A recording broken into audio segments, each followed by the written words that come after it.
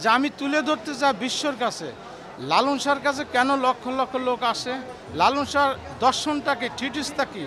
লালন শাহর হলো আত্মশুদ্ধি, তার মানে বুঝতে হবে লালন শাহ কী বললে যে একটা মানুষের ভিতরে অহংকার আছে, হিংসা আছে, নিন্দা আছে, তম আছে, এগুলো ছাড়তে বলছে। এই ছাড়ার যে কৌশল প্রক্রিয়াগুলো, আপনি মাদ্রাসা যান, আলেম হবেন, মৌলানা হবেন, হাফেজ হবেন, কারি হবেন, আপনি ডিপ্লোমা ইঞ্জিনিয়ার নিয়ে পড়লে ডাক্তার হবেন, সায়েন্স নিয়ে পড়লে ডাক্তার হবেন, ইঞ্জিনিয়ার হবেন, কিন্তু বিষয়টা হলো সব জায়গায় যে সব কিছু হওয়া যাচ্ছে, কিন্তু মানুষ হওয়া যাচ্ছে কিসে, সেই স্কুলটাকেও এমন কেউ পৃথিবীতে দেখাইতে পারবে প্রমাণ আছে যে সারা বিশ্বের ভিতরে লালন শাহ কোন কলেজে লেখাপড়া করছে, যা লালন শাহর সাবজেক্টের উপরে ফেলোশিপ, দর্শন, পিএইচডি সারা বিশ্বে অলরেডি হচ্ছে। এখন বিষয়টা হলো যে লালন শাহর কাছে কেন মানুষ আসে, আত্মশুদ্ধির জন্য। আত্মশুদ্ধি কি, যেমন লালন শাহ বলল মানুষ বুঝলে শোনার মানুষ হবে, কারণ মানুষ তো জীব।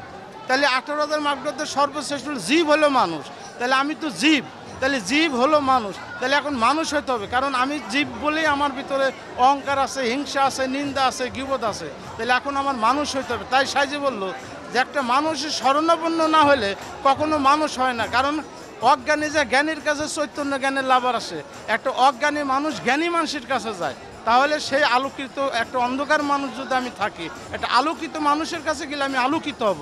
তাই লালন সাহেজি বলল যে এমন মানুষ কবে গো সৃজন হবে যেমনি হিন্দু, মুসলমান, খ্রিস্টান, বৌদ্ধ জাতি করতে নাহির হবে। তাহলে লালন শাহ নিশ্চয় এখানে প্রেম রেখেছে, লালন শাহ কোনো ভেদাভেদ করেন নাই। তাহলে লালন শাহ একটা বটবৃক্ষের নিচে, একটা ছায়ার নিচে সমস্ত বিশ্বের মানুষ যখন এক জায়গায় আইসে দাঁড়াচ্ছে, তাহলে এখন মানুষ ভজাটা হলো বড় টাপ ব্যাপার। তাই সাজি বললেন সহজ মানুষ ভোজে দেখনার মন দিব্য জ্ঞানে পাবিরই অমূল্য নিধি বর্তমানে।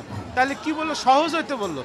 এবার সাইজি কি বললেন, মানুষ বললে শোনার মানুষ হবে, মানুষ সেবা খেবার হইতে মূল হারাবি।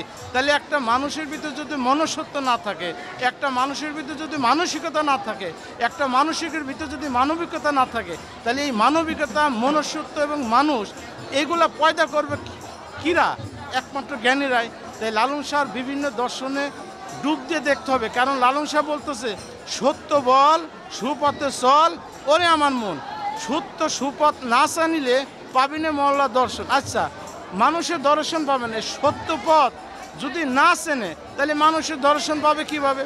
সেই লালন সাইজি একজন গুরু শিষ্য পরম্পরার ভিতর দিকে নিজেকে চিনার জন্য, নিজেকে জাগ্রত করার জন্য, নিজেকে আলোকিত করার জন্য, নিজেকে আলোকিত মানুষের করার জন্য সাইজি সেই তার মহাবাণী, পরম বাণী সে আবির্ভাব করে সবার মাধ্যম থেকে সরিয়ে দিচ্ছে সারা বিশ্বে।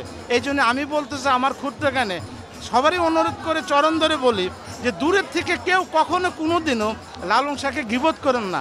আপনারা আসেন, লালন শাহ দর্শন বোঝেন, সাধুগুরু শরণাপন্ন হন, সাধুগুরুর কাছে বসেন, সাইজের দর্শন নেন, সাইজের কিতাব নেন, সাইজের একটা বই নেন, লালন কি বলে তার ভেতরে ডুব দেন।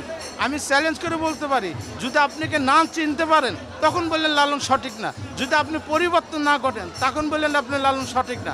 ঘটনা আমাকে চিনলেই তো আমি আমার রবকে চিনব।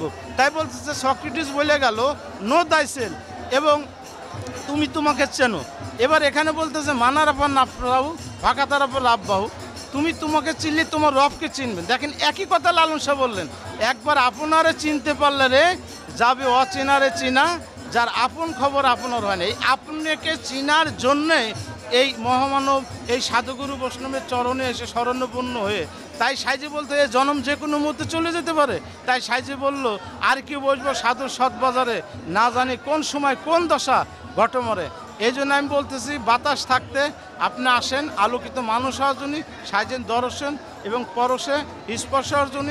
এই জয়গুরু আপনারা আসেন, জয়গুরু।